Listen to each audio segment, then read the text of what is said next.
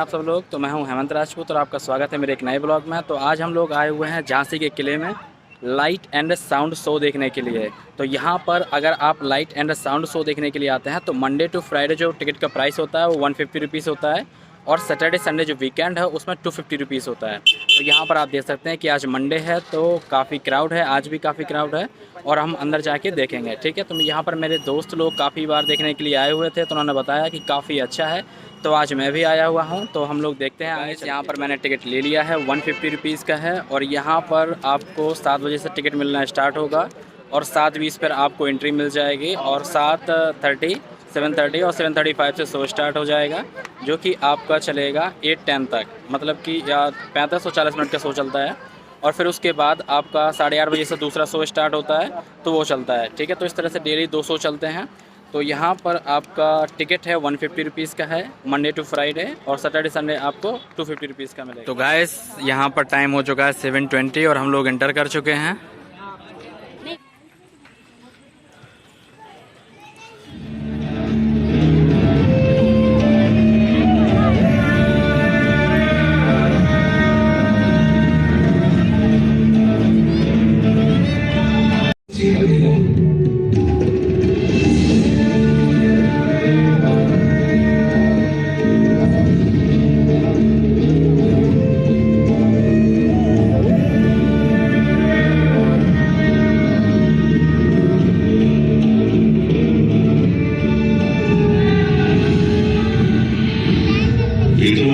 नदियों के बीच बुंदेलखंड के पश्चिम में बसा है झांसी शहर, और झांसी शहर के केंद्र में अपनी ऊंची ऊंची प्राचीरों के साथ कई सदियों से खड़ा हुआ है झांसी का किला।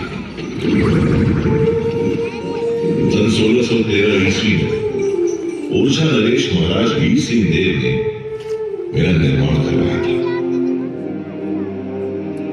18वीं सदी की शुरुआत में पेशवा बाजीराव प्रथम ने जब फर्रुखाबाद के नवाब मोहम्मद खान मंगल से युद्ध करने के लिए बुंदेला राजा छत्रसाल की ओर मदद का हाथ बढ़ाया, तो राजा छत्रसाल ने अपना दिल खोलकर उनका आभार व्यक्त किया। पेशवा बाजीराव प्रथम को झांसी के साथ कुछ और भी क्षेत्र भेंट दिए गए। इस तरह झांसी का थोड़ा मराठा साम्राज्य में ढल गया और ध्वज बदल गया।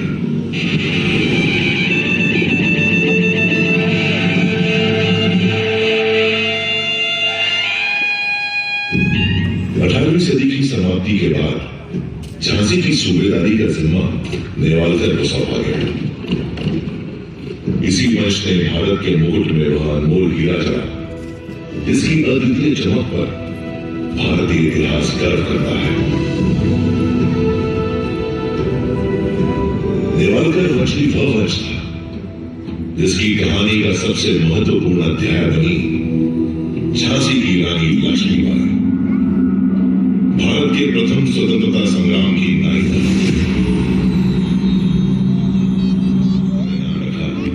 मणिकर्णिका, सबकी चहेती मणिकर्णिका को मां प्यार से मनु कहकर बुलाती थी, और पेशवा बाजीराव द्वितीय छबीली कहकर पुकारते थे।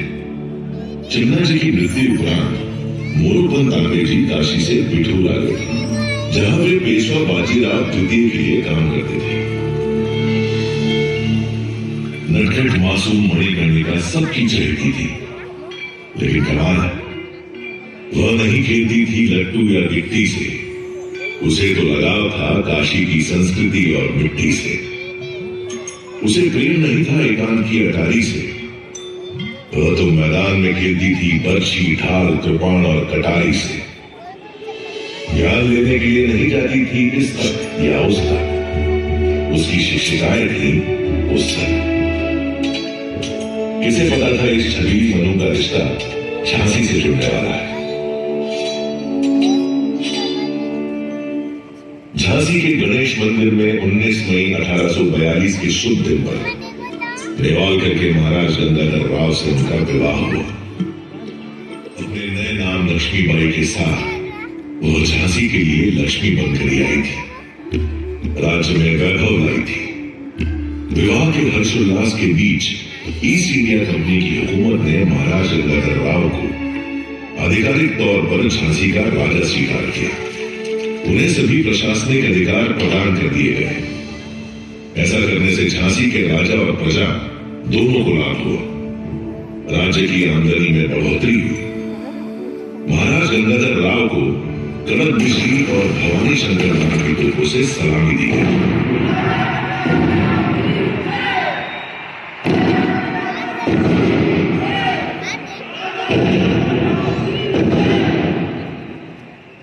महाराज गंगाधर राव एक कुशल प्रशासक थे, काफी उदार और कला प्रेमी थे। उनकी नाट्यशाला में साहित्य, संगीत, नृत्य, नाटक की रसवर्षा होती रहती थी।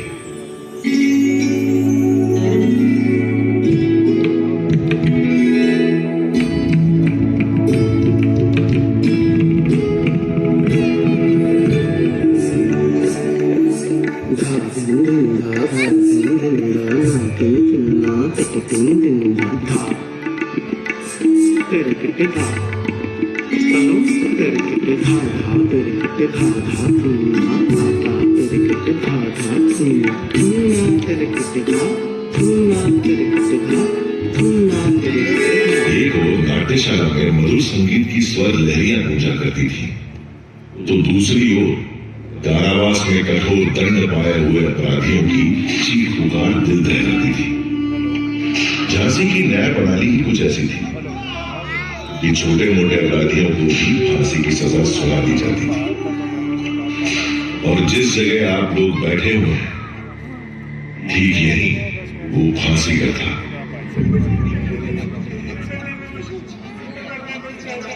एक दिन रानी लक्ष्मीबाई सुबह सुबह शिव पूजन के लिए इधर से जा रही थी। उन्होंने फांसी सजा याफ्ता एक अपराधी की चीखें सुनी। उनका मन विचलित हो रहा। उन्होंने महाराज गंगाधर राव से इस फांसी की सजा और इस फांसी घर को झांसी से सदैव हटाने का अनुरोध किया। इस अमानवीय न्याय प्रणाली को जल्द से जल्द रोकिए महाराज। फांसी की सजा और ये फांसी घर झांसी के किले से सदा सदा के लिए हटवा दें। आपसे मेरा ये अनुरोध है। महाराज ने रानी का अनुरोध स्वीकार कर लिया और झांसी में फांसी की सजा पर पूर्ण प्रतिबंध लगाने का आदेश जारी कर दिया। उसी दिन से झांसी गले की फांसी, नदिया गले का हार सिर्फ कहानियों की बात रह गई। झांसी की प्रजा ने इस नर्म दिल आदेश की सराहना की और महाराज का अभिनंदन किया। झांसी में इंसानियत की हवाएं बहने लगी। देश प्रेम की एक लहर के साथ नई ऊर्जा का प्रसार होने लगा। सुरक्षा की जिम्मेदारी अब केवल पुरुषों की नहीं रह गई थी, महिलाओं ने भी कमान संभाली।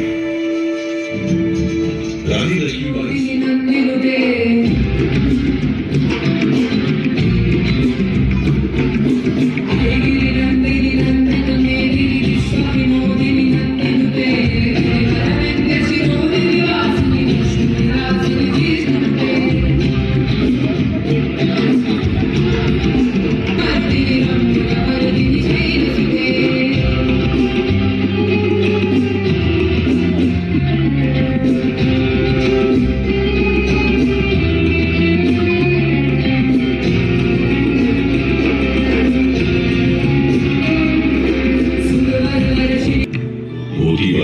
और जूही, मैंने स्वयं देखा कि कैसे नृत्य का अभ्यास छोड़कर वे रणभूमि में तलवारबाजी और घुड़सवारी के गुर सीखने लगी। इसका झांसी राज्य बेसब्री से इंतजार कर रहा था। रानी लक्ष्मीबाई की गोद भर गई। झांसी राज्य को उसका उत्तराधिकारी मिल गया। महाराज गंगाधर के आंगन में थालियां बजी। पूरा झांसी राज्य खुशियों से सराबोर हो उठा। झांसी के इस उत्सव को न जाने किसकी नजर लग गई। खुशियों की शहनाइयों से अचानक मातम के स्वर फूटने लगे। मात्र 3 माह की किलकारी को क्रूर काल निकल गया। रानी की गोद जल गई। इस घटना से महाराज गंगाधर को गहरा सदमा लगा। उनका स्वास्थ्य बिगड़ने लगा। उन्हें लाइलाज लोगों ने घेर लिया। महाराज को झांसी के भविष्य की चिंता सताए जा रही थी। झांसी के राज सिंहासन को वारिस हो सके, इस उद्देश्य से उन्होंने अपने ही वंश के एक बालक को गोद ले लिया। महाराज गंगाधर और रानी लक्ष्मीबाई ने इस दत्तक पुत्र का नाम रखा दामोदर राव। अभी झांसी के भविष्य की सुरक्षा डावाडोल ही थी कि झांसी के वर्तमान का सूरज भी बुझ गया। असमय निधन हो गया महाराज गंगाधर राव का। रानी लक्ष्मीबाई ने किसी तरह होश संभाला। तब उन्होंने पीड़ा के आंसुओं को पोंछकर एक संरक्षक के रूप में झांसी की बागडोर अपने हाथों में ले ली। इधर रानी लक्ष्मीबाई ने झांसी का शासन संभाला और उधर ईस्ट इंडिया कंपनी के गवर्नर जनरल लॉर्ड डलहौजी ने झांसी को हथियाने के हथकंडे शुरू कर दिए। झांसी में तैनात अपने पॉलिटिकल असिस्टेंट मेजर एलिस के जरिए रानी तक अपना फरमान पहुंचाया। रानी साहिब, सन 1804 में हुई संधि के मुताबिक झांसी भी दूसरे पड़ोसी राज्यों की तरह ईस्ट इंडिया कंपनी के अधीन आता है। अब चूंकि स्वर्गीय महाराज गंगाधर राव की अपनी कोई संतान नहीं है, इसलिए कंपनी उनके गोद लिए हुए पुत्र दामोदर राव को झांसी के उत्तराधिकारी का दर्जा नहीं दे सकती। आपको सूचित किया जाता है कि अब झांसी राज्य पूरी तरह से कंपनी के अधीन रहेगा। इसके एवज में कंपनी रानी लक्ष्मीबाई को उनके निजी खर्च के लिए 5,000 रुपया महीना की पेंशन अदा करने की मंजूरी देती है और साथ ही रानी लक्ष्मीबाई को हुक्म देती है कि वे जल्द से जल्द अपने जरूरी सामान के साथ झांसी का किला खाली कर दें। हम सुना करते थे कि व्यापारियों के भेष में लुटेरे हैं आप लोग। आज आपने इस बात को सिद्ध भी कर दिया। वापस जाकर कह दीजिए अपने गवर्नर जनरल लॉर्ड डलहौजी से, हम उनका फरमान अस्वीकार करते हैं। मैं अपने जीते जी अपनी झांसी नहीं दूंगी, नहीं दूंगी। अंग्रेजी फरमान सुनकर रानी लक्ष्मीबाई क्रोध की ज्वाला से दहक उठी। वो जानती थी कि अंग्रेज झांसी को हथियाकर उसे बर्बाद करना चाहते हैं। वो किसी भी कीमत पर किला छोड़ने के लिए तैयार नहीं थी। देशमुख जी ने उन्हें शांति से समझाया। श्रीमान, मैं आपकी पीड़ा और क्रोध को समझ सकता हूँ। देखिए, अभी समय हमारे अनुकूल नहीं है। वर्तमान परिस्थितियों में समझौता करना ही एकमात्र रास्ता है। क्या कह रहे हैं देशमुख जी? आप ऐसा सोच भी कैसे सकते हैं? मैं इन फिरंगियों के आगे झुक जाऊं और अपनी झांसी में सौंप दूं। गलत मत समझिए श्रीमान। अगर आप शांति से विचार करें तो ये भी हमारी एक कूटनीति होगी। अंग्रेजों की बात अभी मानकर एक तो आप स्वतंत्र रहेंगे, दूसरा उनके खिलाफ किसी भी गतिविधि में शामिल होने पर उन्हें आप पर शक भी नहीं होगा। रानी लक्ष्मीबाई ने देशमुख जी का सुझाव मान लिया। दिल पर पत्थर और मन में ढेर सारी यादें रखकर रानी ने किला छोड़कर रानी महल में रहने का फैसला किया। जाते जाते रानी ने झांसी को अपना संदेश दिया। इस किले से जाने का ये मतलब नहीं है कि मैं हार गई। असली युद्ध तो अभी बाकी है। बिठूर में पेशवा बाजीराव ने मुझे देश प्रेम, स्वधर्म और स्वराज की शिक्षा दी थी। अब समय आ गया है कि मैं उनके द्वारा बताए गए स्वराज के मार्ग पर ही चलूं। इसके लिए चाहे मुझे अपने प्राण ही क्यों न त्यागने पड़े, मैं एक दिन स्वराज की पताका जरूर फहराऊंगी। गीता में लिखा है, हतोवा प्राप्स्यसि स्वर्गम चित्वा वा भोक्ष्यसि महीम् तस्मादुत्तिष्ठ कौन्तेय विधायक निश्चय कि जैसे कृष्ण भगवान ने उस दिन दुल्हन बनकर आई रानी को मेरी देहरी से बाहर जाना पड़ा, मेरी दीवारें फूट कर हुई, मेरी प्राचीर की छाती पर बदनुमा दाग की तरह गाड़ दिया गया फिरंगी हुकूमत का झंडा।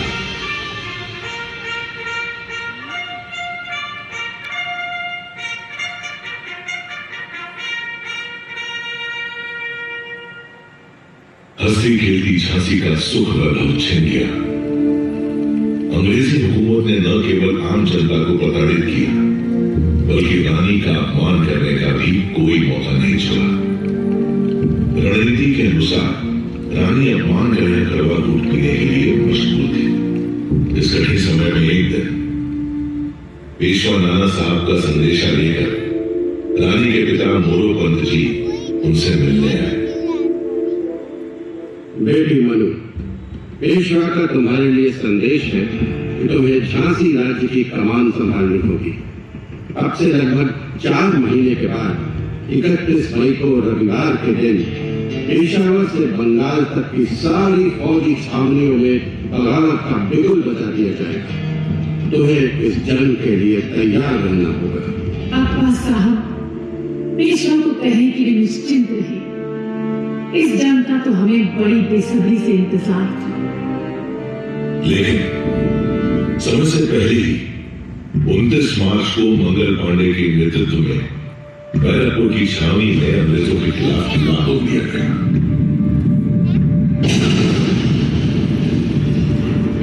मंगल पांडे की शहादत का शुभ समाचार भी आया, लेकिन 10 मई आते आते मेरठ में भी बगावत की शुरुआत हुई, जो दिल्ली को आजादी दिलाने तक जा पहुंचे। अब बारी थी झांसी।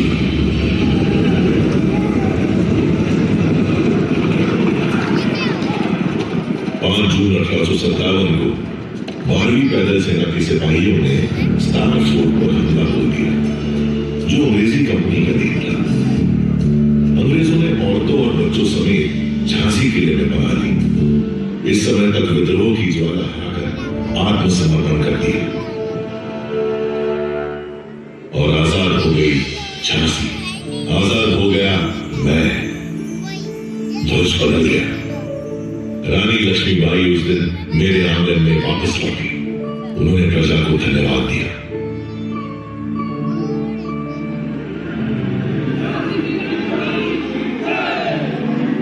मुझे डर है आप सभी पर, आपके हौसलों पर, आपकी बहादुरी। अगर आप लोग इस लड़ाई में अंग्रेजों के खिलाफ खड़े न होते तो हम ये जंग कभी नहीं जीत पाते। लेकिन याद रहे, खतरा अभी पूरी तरह से टला नहीं है। हमें चौकन्ना रहना होगा। अंग्रेज कभी भी पलटवार कर सकते हैं। हमें झांसी को फिर से उन्नति की राह पर लाना है। झांसी के विकास का काम शुरू हो गया।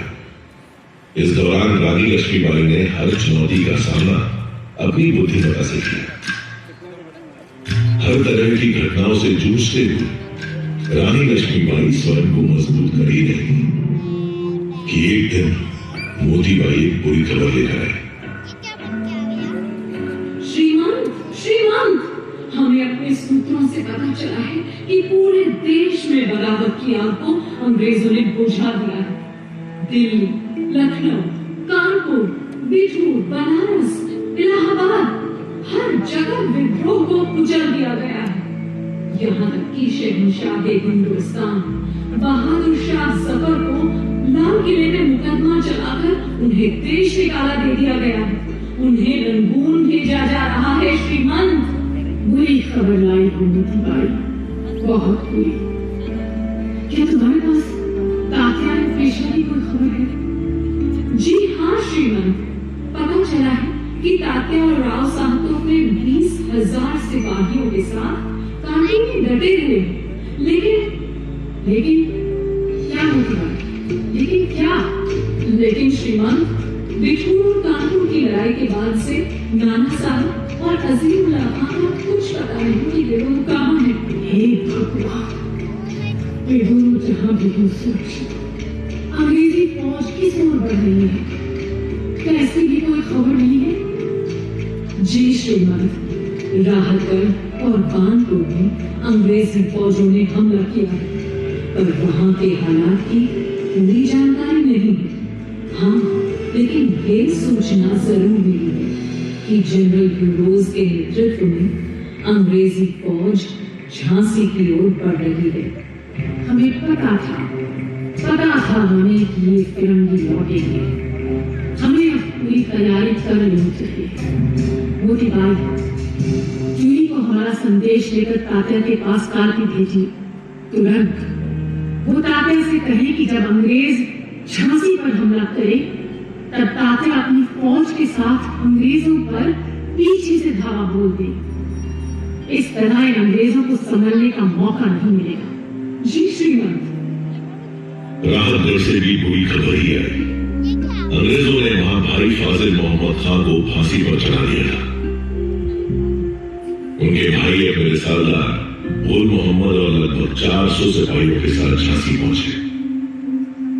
उन्होंने रानी लक्ष्मीबाई से अनुरोध किया कि वे अंग्रेजों के खिलाफ लड़ाई करने के लिए उन्हें अपनी सेना में शामिल होने का मौका दें। रानी ने भरोसा किया, अपनी सेना में शामिल कर लिया। 23 मार्च 1858 के दिन अंग्रेजों ने झांसी पर हमला बोल दिया।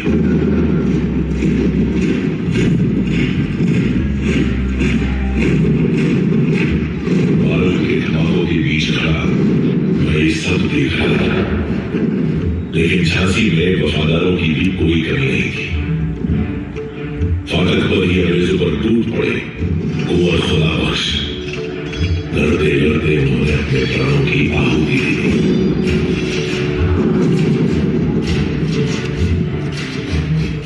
रणनीति के अनुसार तात्या टोपे ने बेतवा के किनारे 1 अप्रैल 1858 को अंग्रेजों पर धावा बोल दिया, लेकिन अंग्रेजी फौज ने उन्हें पीछे खदेड़ दिया। रानी लक्ष्मीबाई की रणनीति विफल हो चुकी थी।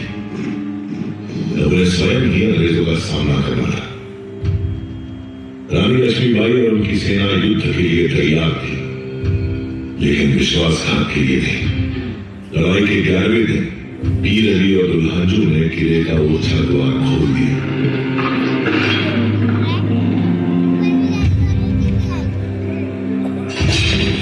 अंग्रेजी फौजें शहर में प्रवेश करने में सफल हो गई। इधर किले के बुर्ज पर पहले गौस खान और फिर थोड़ी देर बाद मोती बाई भी शहीद हुई। रानी लक्ष्मीबाई ने अपने 3 सबसे होनहार सैनिकों को खो दिया। आज भी इस किले की मिट्टी में ही सुपुर्द खाक है ये शूरवीर। रानी अंग्रेजों का डटकर मुकाबला कर रही थी। वेशभूषा के कारण झलकारी को रानी समझकर उनसे युद्ध करने लगे।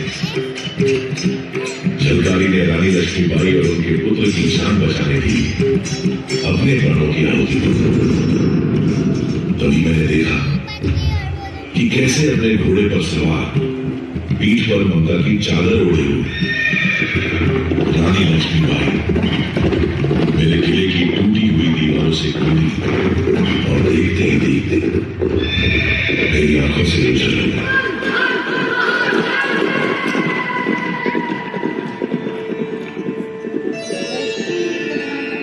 उस काली रात को मुझे झांसी से जाना पड़ा था, लेकिन मैंने प्रण लिया था कि जब तक जीवित हूँ तब तक मातृभूमि की रक्षा के लिए लड़ती रहूंगी। मेरी इस लड़ाई में ग्वालियर के सैनिकों ने मेरा साथ लिया और मैंने बिना लड़े ही जीत लिया ग्वालियर का किला।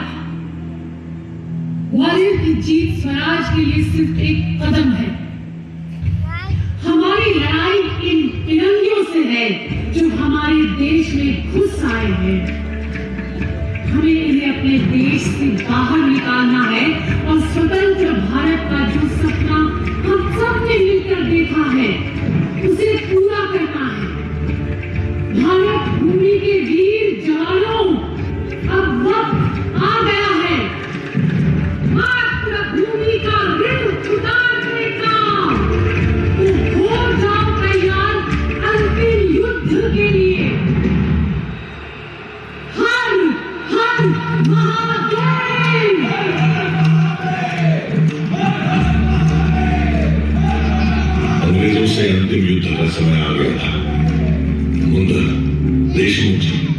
जवाहर सिंह, रघुनाथ सिंह और गुल मोहम्मद रानी के साथ।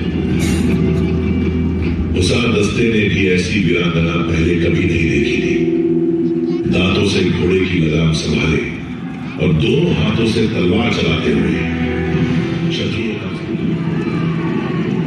हिटर गया समय, हिटर गई दिशाएं, हिटर गई थी मेरी भी सांसें। दुश्मनों से घिरी रानी आंधी प्रबंधन की तरह लड़ती रही। तभी एक घाती दरिंदे ने उनकी पसलियों के पास तलवार से वार किया। रानी चौके लोग उनके शरीर से खून बह रहा था, और वो तो खूब लड़ी मर्दानी, वो तो झांसी वाली रानी थी। घाव खाकर भी पूरे ताव और चाव से लड़ते हैं। एक एक कर शत्रु धराशायी हो रहे थे। इसी ने उनके सिर पर वार किया। इस बार उनकी आंख जख्मी हो गई, जब उन्हें ठीक से दिखाई नहीं दे रहा था।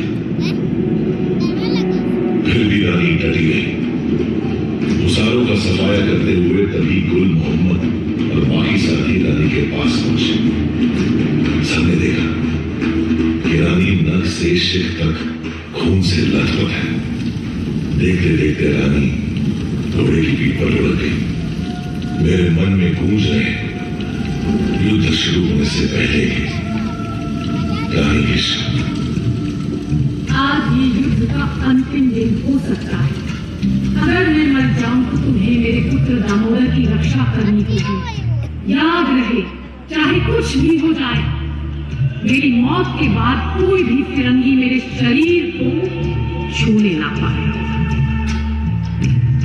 गुल मोहम्मद ने रानी के घोड़े की लगाम संभाली और उन्हें जंग के मैदान के दूसरी ओर बाबा गंगादास जी की कुटिया में ले गया।